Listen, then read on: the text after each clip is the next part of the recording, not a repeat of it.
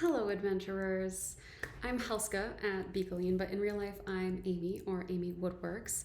This year, I am bringing a few new friends to the wonderful world of Bicolline, specifically the Grand Bataille in August. We have plenty of time at the moment to prepare, and so we are all working hard on our kits, crafts, ordering fabrics, supplies, everything we need. My friends are also deep into planning their new own characters, as they need to know a little bit about them to gather or make attire that suits those characters. And a question has come up as they're doing this. How fantasy is Bicolline? This is a fantastic question and might stem from a concern about fitting in at a LARP you've never been to. I am certainly not an expert on this, so unless I am quoting Bicolline's website, know that this video is only my experience and formed opinion. Take the parts that are helpful to you and leave the rest. So let's dive in. On their website, Bicolline calls itself a medieval fantasy immersion, like a mix between historically inspired and fantastical elements mixed in.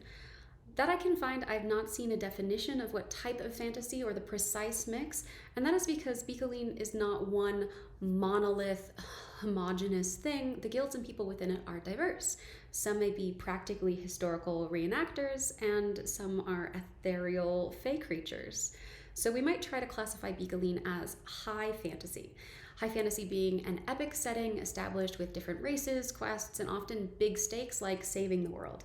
Lord of the Rings is high fantasy, as is Dungeons and Dragons, The Witcher, The Wheel of Time, A Song of Ice and Fire, Dragon Age.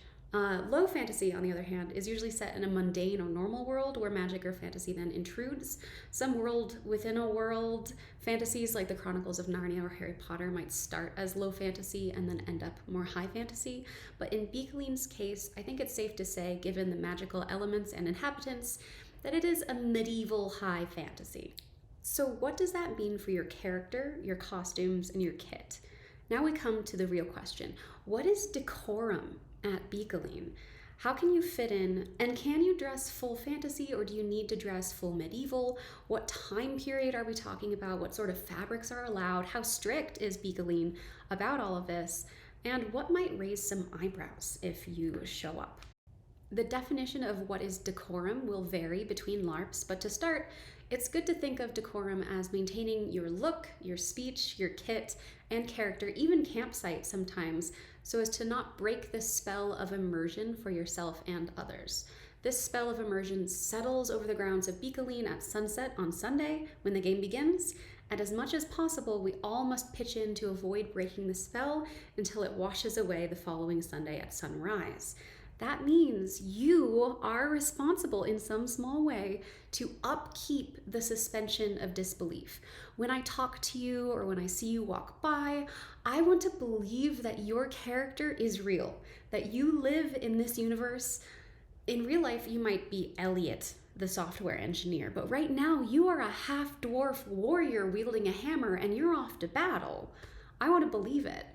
So here's what Bicolline says officially about being decorum. At Bicolline, the golden rule to live the experience fully is that you must respect the decorum, which means to wear a medieval fantasy-inspired costume and avoid anachronisms such as watches, cell phones, plastic objects, cameras, chip bags, water bottles, liquor cans. Feel free to search the internet for costume and accessory ideas. Our event is medieval and fantasy themed, which leaves a lot of room for clothing inspiration, starting from the Middle Ages to the Renaissance and up to the 17th century, as well as fantasy inspirations such as Lord of the Rings, Game of Thrones, etc. So that is a pretty general definition coming from Bicolline, and it means you have a lot of freedom when it comes to designing your character. Just keep in mind that you don't want to break immersion for anyone else, and that you also want to be comfortable because the Grand Bataille is a long week. Bicolline's website is a wonderful resource, and I will leave links to it down below. If you have additional questions, please join the Traveler's Guide Discord. It is centered around helping people get into Bicolline. There are so many people there to help you out with specific questions about your kit, gear, the overall experience, and what to expect. You'll never know who you might meet in that Discord, so I'll leave an invitation link in the description below, but if it expires, just let me know. So let's go over some of the more specific banned items. I'll read the following from Bico's website. To be avoided. The quality of the event and its immersion lies in details. Some elements should be avoided, such as running shoes. It is better to find leather shoes, jeans, upside down or torn t-shirts, sunglasses unless they are prescription, watches, cell phones, and other electronic devices should be kept out of sight. Leave them in your building, camp, or car. Carry a mug to avoid walking around with a can of beer, pop, or juice box. Camouflage modern strollers with fabric. Remember that respecting and making an effort with your decorum allows all participants to be totally immersed in the unique world that is Bicolline and to feel truly transported elsewhere. So in general, no modern clothing, nothing instantly recognizable, no technology, just try your best. I will say regarding cameras, that is a very immersion-breaking item for most people, and some people really do not like having photos taken of them at all. You may get told off for breaking the rules and having your camera or phone out. Some people get away with disguising a GoPro or something similar in their chest plate during battles, and I love watching post-Bicolline battles afterwards, but technically you're not supposed to run around with a camera in your hands. The only ones who have special permission are official Bicolline staff. I was able to avoid almost every camera I saw. There are only 3 photos of Helska at Bicolline that I know of. Each time I did see a camera, it was pretty immersion breaking for me.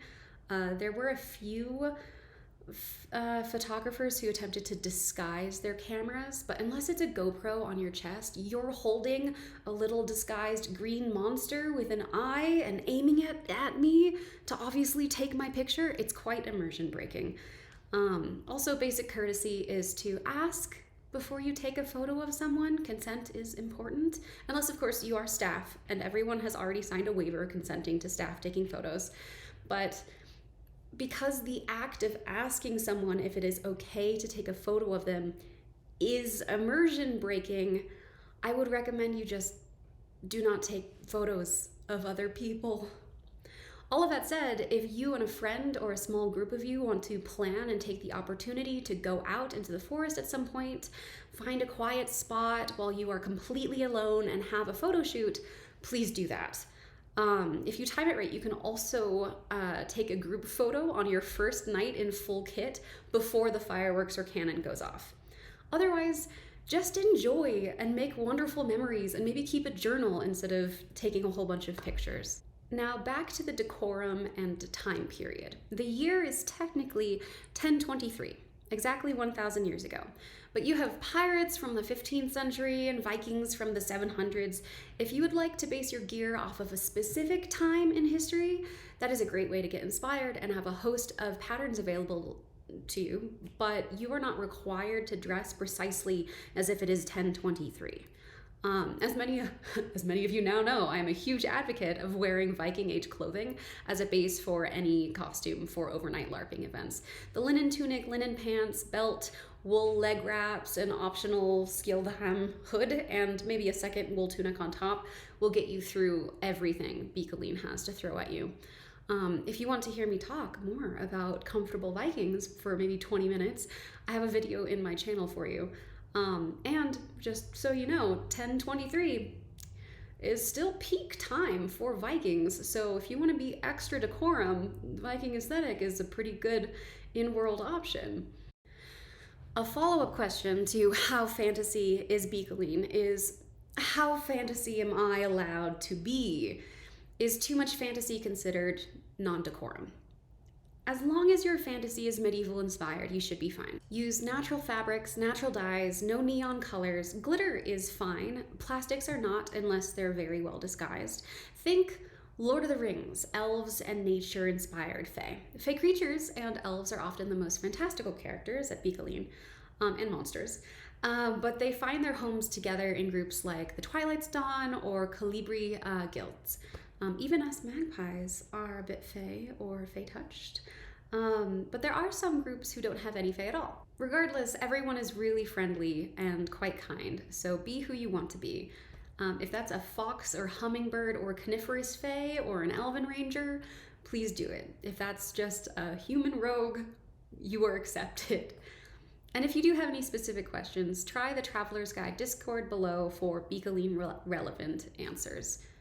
Given you are trying and not breaking any rules, no one should decorum gatekeep you and say, you're not dressed in the right year.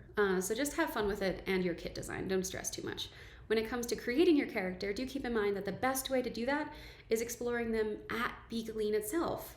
Role play the development of your character. You never know who they might be until you step into their shoes. For Helska, for example, I decided on not having a background really whatsoever to be versatile.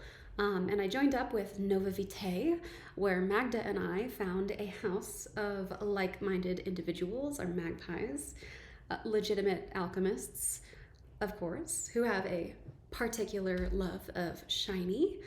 But when I got to Bicolline and the fireworks went off, I discovered that Helska has a very heavy and completely unplanned accent, which went on to infect a lot of people.